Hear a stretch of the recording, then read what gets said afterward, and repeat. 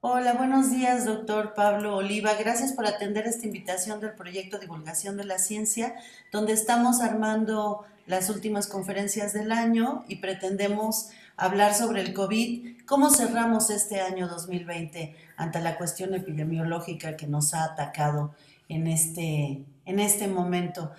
Antes de que empiece nuestra entrevista, quisiera presentar quién es usted. Usted es profesor investigador del Departamento de Atención a la Salud de la División de Ciencias Biológicas y de la Salud. Es egresado de la licenciatura en Medicina de la UAM Xochimilco. ¿Es así, verdad? Sí.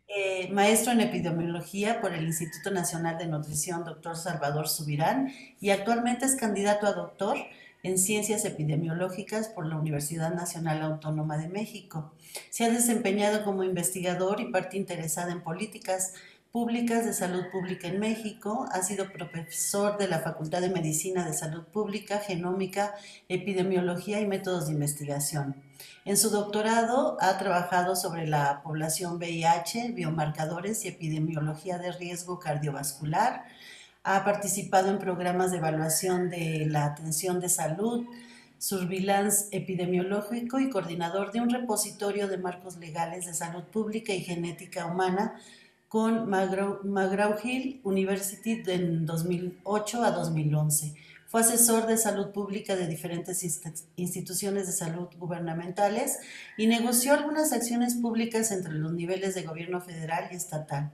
Formó parte de un comité del Centro Nacional de Control de VIH, ha supervisado muchos portafolios de servicios que se ofrecen a la población, incluyendo el acceso de medicamentos a través del Sistema de Protección Social en Salud. Ha organizado servicios de salud en desastres naturales y humanitarios en México y Haití, y a nivel internacional coordinó un proyecto basado en políticas y marcos regulatorios relacionados con la genética humana, la farmacogenómica y el ensayo clínico en temas de genética. Sus áreas centrales han sido la farmacia, la epidemiología, el VIH, SIDA, sistemas de atención médica, enfermedades no transmisibles, econometría de la salud, biología molecular y genómica, supervivencia epidemiológica, educación médica, salud pública y política de salud. Actualmente ha estado todo este año participando muchísimo, compartiendo sus conocimientos acerca de esta pandemia, de este COVID-19 que nos ha tocado. Entonces, bueno, bienvenido, muchas gracias y bueno, espero que ahora nos platique qué es esto de la vigilancia epidemiológica en COVID-19, cerrando el 2020, cómo lo estamos viviendo. Bienvenido, muchas gracias. Muchas gracias por la invitación, Cecilia. Pues antes que nada, ¿qué es la vigilancia epidemiológica? La vigilancia epidemiológica es una actividad que está relacionada con la parte aplicada de esta ciencia llamada epidemiología, que no es una ciencia que pertenezca a la medicina, sino más bien es una de las herramientas para hacer salud pública y por ende la medicina se beneficia de los resultados que ella misma genera. La medicina clínica, la biotecnología, tiene que pasar por este escrutinio del área epidemiológica. Ahora bien, ¿cómo vamos? Pues vamos con digamos, no hemos tenido un rebrote. La vigilancia epidemiológica lo que nos dice es que en realidad tenemos un repunte de noviembre para acá. Ha habido un cambio, un aumento en las condiciones digamos, bueno, se ha visto un aumento en los casos de COVID-19. Y esto no se debe al hecho que, como todos dicen, porque hay un relajamiento, sino porque también tiene que haber una corresponsabilidad tanto de la población como del gobierno en términos del cuidado de la salud con respecto al no adquirir COVID. Y me refiero a que al final todo mundo en este momento tiene el conocimiento de qué debe de hacer y no hacer para evitar, en este caso, el contagio de COVID.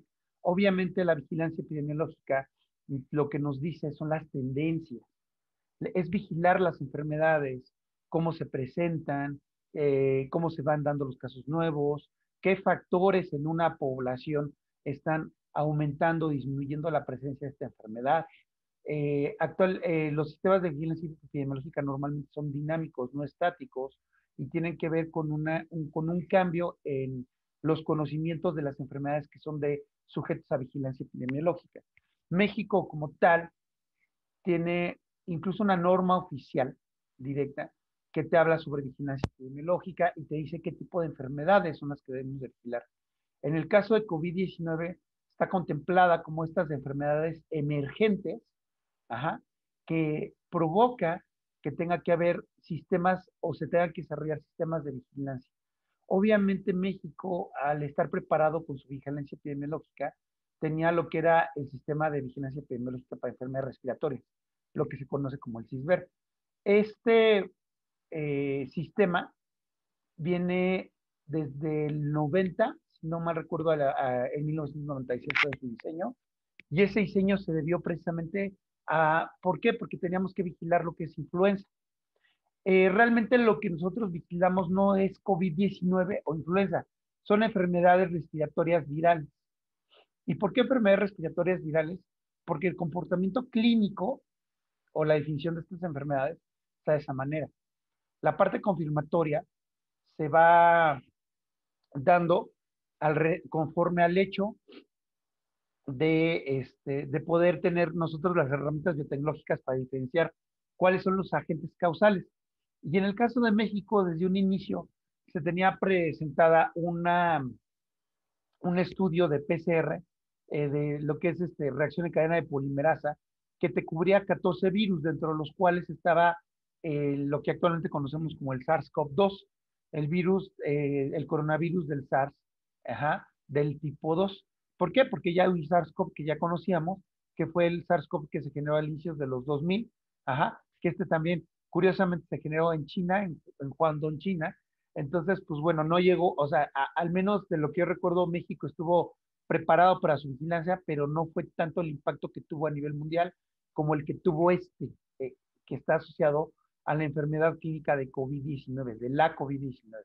Aquí es importante diferenciar que lo que se vigila es la COVID-19. Lo que se confirma con ese sistema de vigilancia es el SARS-CoV-2, porque una cosa es el agente patógeno y otra cosa es la enfermedad clínica. El coronavirus 19 es la COVID-19. Ajá. Ahora, como eso es lo que a grosso modo estamos en vigilancia epidemiológica. ¿Qué es lo que te ayuda la vigilancia epidemiológica? La vigilancia epidemiológica, lo que te propone, lo que te dice, es encontrar. Nosotros en un primer momento sabíamos que los únicos síntomas que se tenían que ver con COVID-19, pues eran en este caso una fiebre alta, una tos seca, ajá, un dolor de cabeza, como, como signos definitorios. Obviamente el contacto previo con alguna persona que haya sido diagnosticada previamente, ya sea caso sospechoso o caso confirmado por COVID-19, pero ¿qué nos da la vigilancia epidemiológica?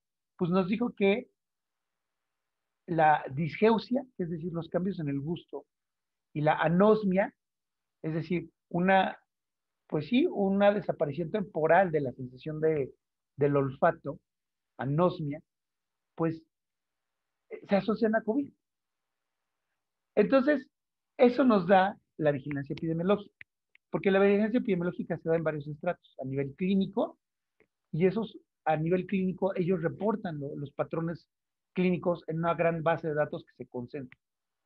Ahorita si quieres explicamos un poquito cómo se dio esta vigilancia epidemiológica y cuáles son los retos que tiene, porque al final siguen habiendo retos en cuanto a vigilar este tipo de nuevas enfermedades. ¿Qué es lo que nos dio? En México la vigilancia epidemiológica nos dijo que la diabetes y la obesidad generan un riesgo alto para hospitalizarse.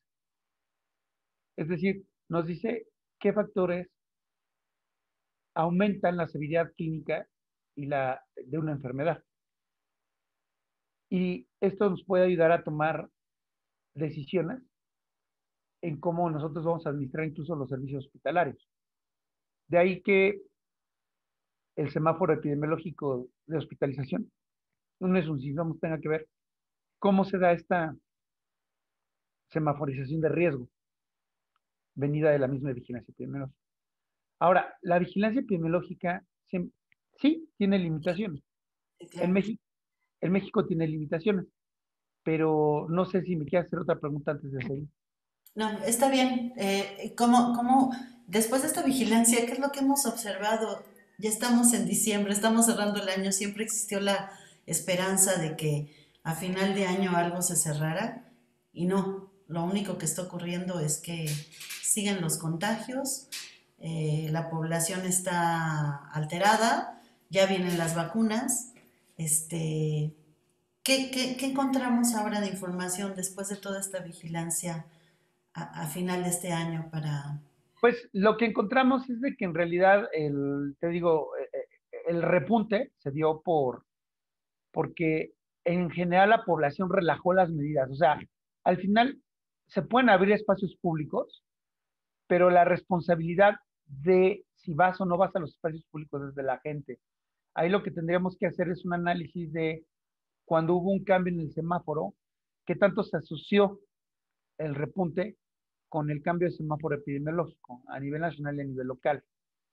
Eh, Ahora, vuelvo a repetirlo, las políticas públicas tienen que ver con el hecho de eh, echar a andar estos sistemas de vigilancia, echar a andar estos árboles de decisiones de en qué momento abrir y qué momento abrir. Y uno de los insumos de la evidencia directa es la vigilancia epidemiológica. Se tiene que aumentar la vigilancia siempre. Eh, Se discutió mucho si se tenía que hacer pruebas masivas. Pues hay que ponerlo en términos de qué tan masivas. Más bien, yo diría la vigilancia epidemiológica, porque la vigilancia que tuvimos nosotros ahorita en México se considera dentro de los sistemas de vigilancia pasivos, porque es un sistema centinela. ¿Qué es un sistema centinela? Un sistema centinela es en aquel en el cual tú, este, digamos, como que pones unidades monitoras en donde va a llegar la gente, ajá, y dado que llega la gente en la búsqueda de atención a la salud, es ahí donde las captas y las registras. ¿Ah? Ese es un sistema de vigilancia centinela. Y luego a esas personas, si les haces un estudio clínico exhaustivo, pero no es una vigilancia activa. ¿Por qué no es una vigilancia activa como tal en este sentido? Porque básicamente, aunque tiene elementos de activa, dado que busca una información muy profunda en las personas que son o que llegan a estas unidades monitoras, donde se registran sus datos, es un poco pasiva porque está a la espera de las personas que incluyan síntomas. Aquí lo que faltó reforzar es qué pasó con aquellas personas que eran previamente asintomáticas. Si bien se hicieron estimaciones poblacionales, no necesariamente significa que sea todo. Ahora, no estoy diciendo que esté mal la vigilancia centinela, creo que está bien. Dentro de todo ha sido efectiva porque tenemos información sobre los aspectos de severidad clínica y el hecho y tuvo mucho que ver con el hecho de cómo se desarrolla esta reconversión hospitalaria, este aumento en el número de camas, en el número de convertir ciertos lugares que no se tenían en hospitalización en lugares de hospitalización para poder contener COVID-19 y por otro lado no dejar de atender lo que ya teníamos encima, que eran todas estas enfermedades, como tú decías, que obesidad, diabetes, las cirugías programadas que se tenían de otras enfermedades. Porque eso sí, si tienes que tener un problema epidemiológico, no puedes dejar de atender los otros problemas que te generan carga de enfermedad en un sistema público como el mexicano. Y que por justa razón la gente te va a decir, oye, yo tengo cáncer de mama, oye, yo tengo diabetes, no dejes de atenderme. Ahora bien, ¿qué ocurrió? Ocurre que tiene que haber una corresponsabilidad de la población. La vigilancia epidemiológica, a ver, dos puntos. La vigilancia epidemiológica sí tuvo que haber sido reforzada en México. ¿En qué sentido? Con pruebas rápidas en términos de detectar aquellas personas que tuvieron contacto con el virus desde un punto de vista inmunológico, independientemente si presentaron síntomas o no, porque bueno, sabemos que ha habido o hay un porcentaje de personas asintomáticas que realmente no es bien conocido y no ha sido medido.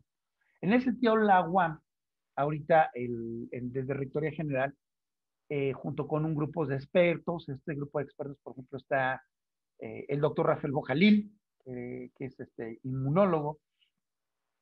Se encuentra también el doctor Pérez Ábalos, que es coordinador de la carrera de medicina, mi persona, el doctor Carlos Contreras, que es un doctor en psicología social de la UAM Iztapalapa.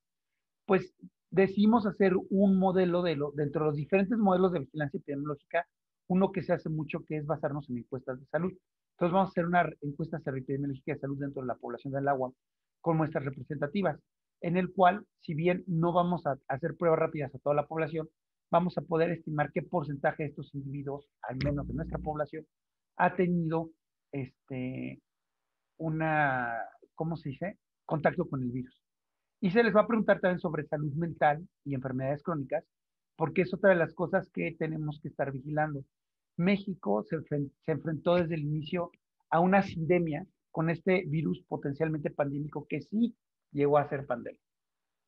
Me refiero, cuando nosotros hablamos de un virus que puede ser potencialmente pandémico, hay un reglamento sanitario internacional que está editado por la Organización Mundial de la Salud y que todos los países al final se adhieren a estas programaciones porque este tipo de vigilancias tiene que ser a nivel mundial, nacional y local, porque tenemos que ver qué sucede en todos los ámbitos para la toma de decisiones. O sea, tú no puedes controlar un problema emergente mundial si cada país está jalando la cuerda hacia donde le parezca. Y creo que una de las partes que sí falló un poquito también fue un poquito la coordinación entre los países.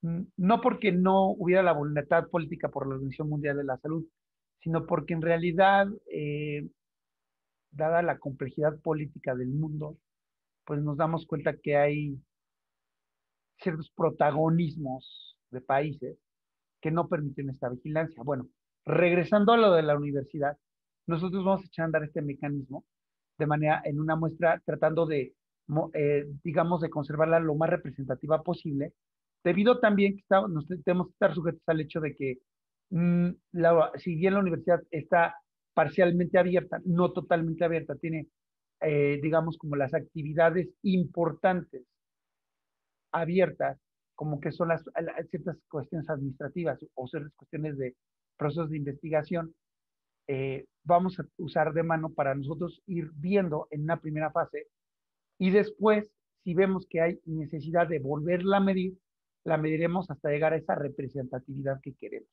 dentro de nuestra universidad. ¿Y cómo van a realizar cómo van a contactar a la gente? Pues estamos viendo diferentes estrategias. Una de ellas va a ser por invitación directa. Primero, empezando por una fase con toda la gente, todos los académicos que están yendo a las universidades y los estudiantes. Y también, de cierta manera, invitar a ciertos grupos de administrativos que están yendo. Aquí lo que estábamos pidiendo es la voluntad de toda la comunidad universitaria, y me refiero a toda la comunidad, a toda la comunidad universitaria, porque básicamente no estamos haciendo consultas, no son consultas privadas, no es un servicio de salud directo, es una estrategia de investigación operativa. Es decir, en el momento que una persona seleccionada se le invite y ella acepte su participación, se le va a hacer un cuestionario de riesgos. Ujú. No verlo como historia clínica, porque en realidad no es una historia clínica, es un cuestionario de riesgos en términos de su percepción de salud, en términos de sus situaciones de salud en general, y se le va a hacer la prueba.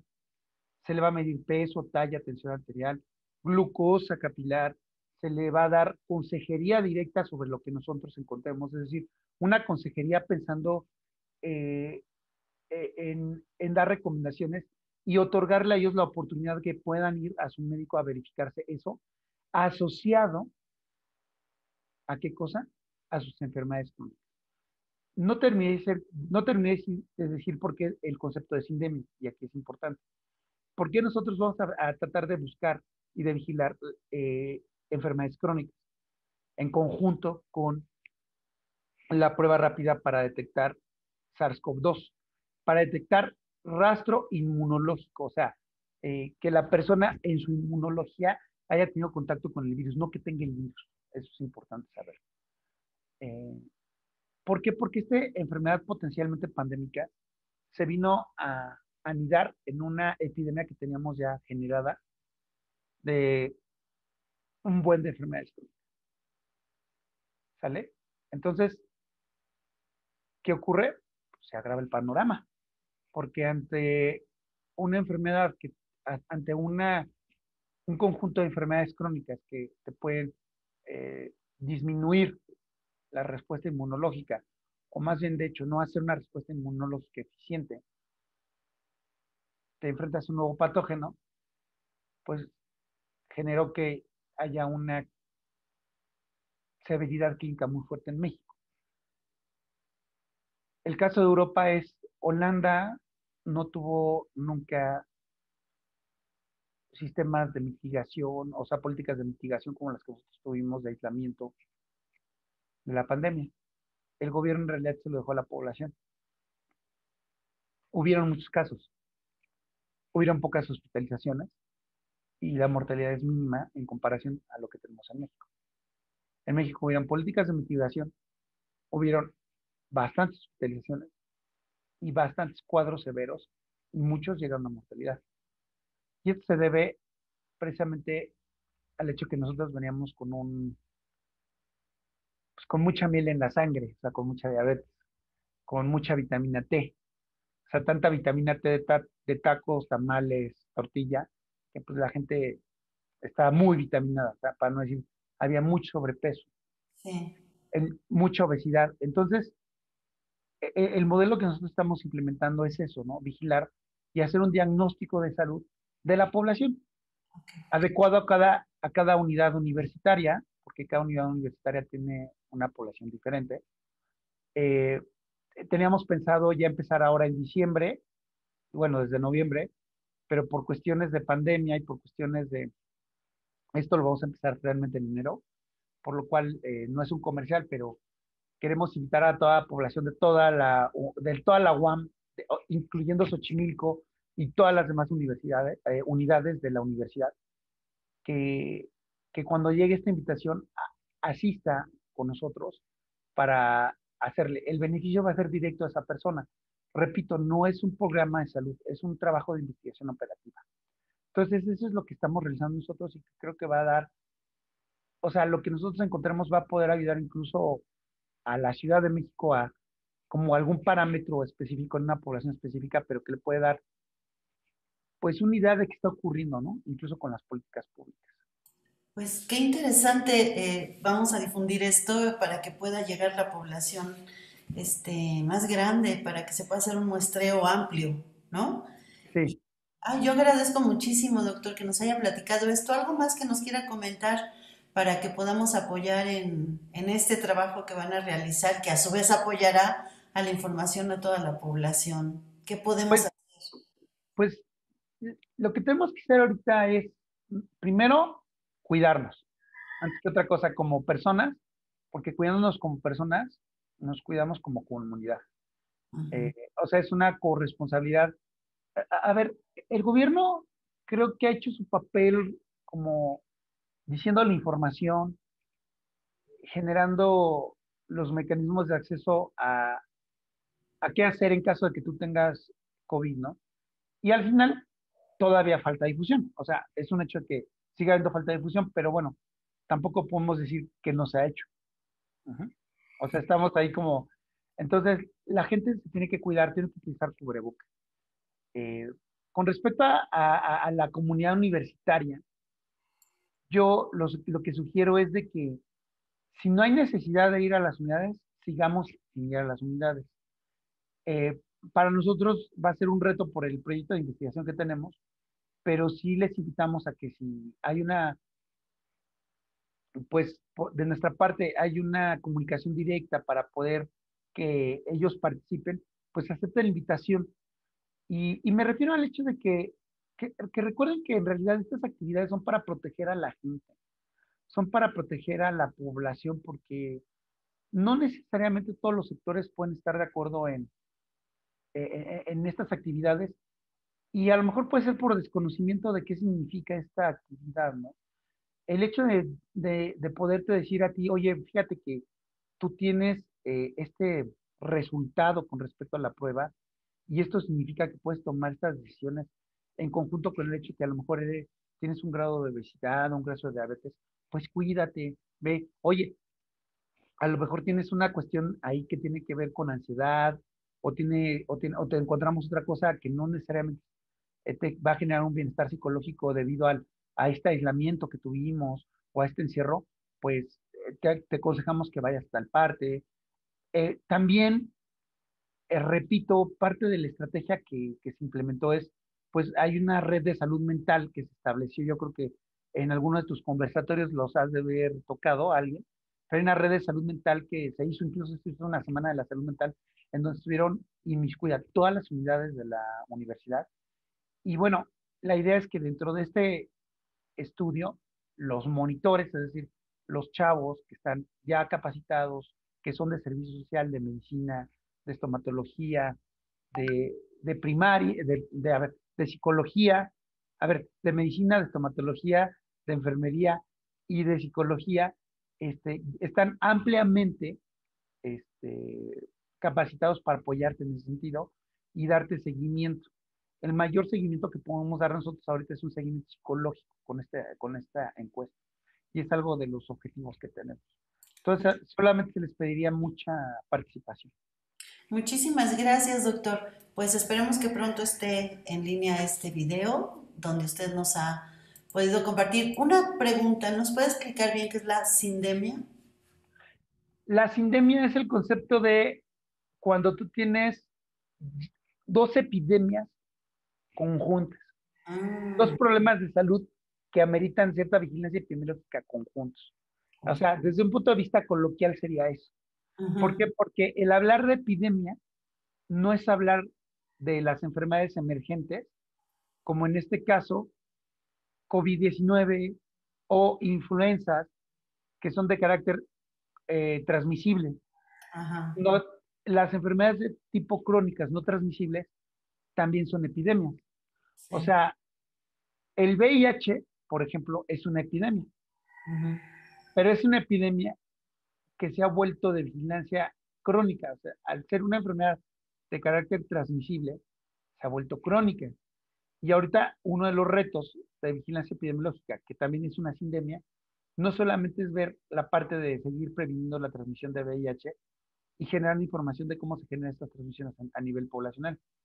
También es el hecho de que los VIH o las personas que viven con VIH actualmente, dado que tienen el acceso a los servicios universales de detección, de diagnóstico, y hay un stock de antirretrovirales que les permite a ellos vivir a largo plazo, pues resulta que ahora se están muriendo de infartos agudos al miocardio, están teniendo VIH más diabetes, o sea, están viviendo crónicamente con eso. Y eso también es una sindemia, es decir, dos problemas de salud que aquejan a la población y que tienen que ser vigilados de manera conjunta y no por separado. Es parte de lo que tenemos que tomar en cuenta siempre. O sea, si tú vigilas a una persona con COVID y esa persona tiene diabetes, pues el seguimiento poblacional va a tener que ser que ese grupo de personas con COVID y diabetes tenga que ser así. Ahora, la ventaja del COVID es que se autolimita en días, que no es lo mismo que el VIH. Bueno, que son muchos los conceptos que se tienen que hablar en la vigilancia epidemiológica. en conclusión, este virus nos atacó porque estábamos mal preparados en cuanto a nuestra salud poblacional, al tener tanta, pues sí, y Digamos, no es que no nos haya agarrado preparados, nos agarró a ver, no es que estuviéramos mal, o sea, no es que el sistema de salud mexicano estuviera mal, no es que no es que no haya vigilancia epidemiológica, es que lo que pasa es que nos agarró con problemas de salud pública que ya venían históricamente, ¿no? ok, Ah, más, ese es el punto, ¿no? Y sí tiene que ver mucho, vuelvo a repetirlo, con la corresponsabilidad de la población, porque, a ver, el gobierno tiene la necesidad de generar mayor promoción de la salud en términos de decir la población qué tiene que hacer a lo mejor prevenir o retrasar la aparición de enfermedades crónicas. Ujú, Por ejemplo, pues lo que están haciendo ahorita, ¿no? El marcar más, de manera más entendible, qué significa alimentos de riesgo, ¿no? Las etiquetas ahora que dicen exceso de calorías, exceso de sodio. Pero parte de eso tiene que ser en conjunto con la población, ujú, porque la población tiene que tener una corresponsabilidad directa con respecto a el autocuidado de su salud en términos de que estas enfermedades al final tienen que ver mucho con los estilos de vida de la gente. ujú, Obviamente sí hay un impacto diferencial entre aquellos que tienen cierto nivel de bienestar económico contra los que no lo tienen. Ahí sí, no, ahí sí la gente no es como que controla eso también. Pero ujú, sí tiene que haber un grado de corresponsabilidad en aquella porcentaje de la población que sí podemos cuidarnos. ujú. Exacto. Y entonces es ahí donde nos llegó el COVID. Y Ujú, el COVID vuelve a sacar lo mismo. Realmente nos falta mucho como cultura de autocuidado de la salud y de prevención a la población. Porque, perdón que lo diga, y ya esto ya no es de vigilancia epidemiológica, es de vigilancia y de observación directa. Cuando yo he llegado a salir fuera de mi casa porque tengo que hacer alguna cuestión del trabajo o una cuestión propia de mi familia, pues la gente no se pone cubrebocas, exacto. la gente anda, eh, no hay sana distancia, por más que se ha marcado que es más de 1.5, incluso es más de 1.5, son hasta 2 metros de distancia, pues no lo utiliza, siguen comiendo en la calle, sin protección, Ujú. eh, eh, o sea, de verdad, o sea, digo, vas a la entrada de un metro donde hay puestos de tacos y te das cuenta que la gente está ahí comiéndose los tacos con el cubrebocas acá Exacto. y las personas una aquí y la otra acá y el taquero ahí sin cubrebocas. O Ujú, sea, ese es el problema de la población mexicana. No es que no sepa, pues sí, podemos tener una población muy sabia. ujú. Los mexicanos pueden ser una población muy sabia, pero el problema es si sabe, ¿por qué no lo hace? Ese es el punto. Tiene que ver con hábitos, con actitudes. Sí, sí, somos como una sociedad adolescente, ¿no? Exactamente. Sabemos, pero no lo hacemos. Y aparte se enojan si tú les llegas a exigir que utilicen el cubrebocas. Exacto. Y en algún momento yo sí llegué a decir, ¿sabes qué? Pues ponte tu cubrebocas, ¿no? ¿Pero por qué? Digo, porque pues, pues para que te protejas tú y para que pues, me Me protejas a protege. mí.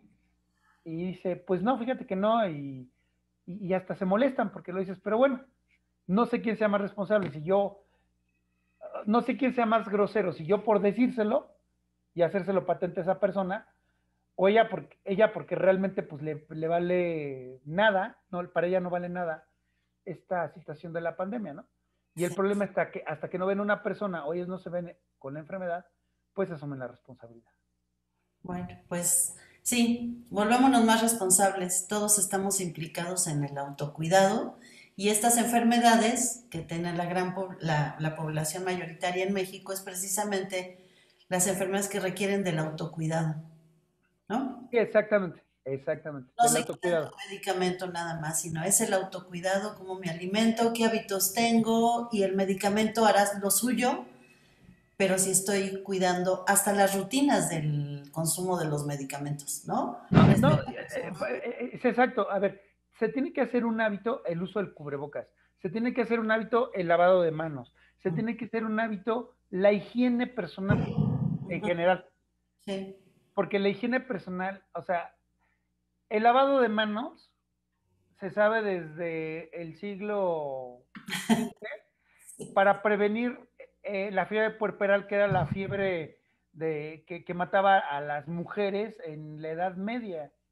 O sea, las mujeres embarazadas, ¿y sabes por qué? Porque el médico en aquel tiempo pues no sabía que se tenía que lavar las manos para atender un parto y luego atender el otro.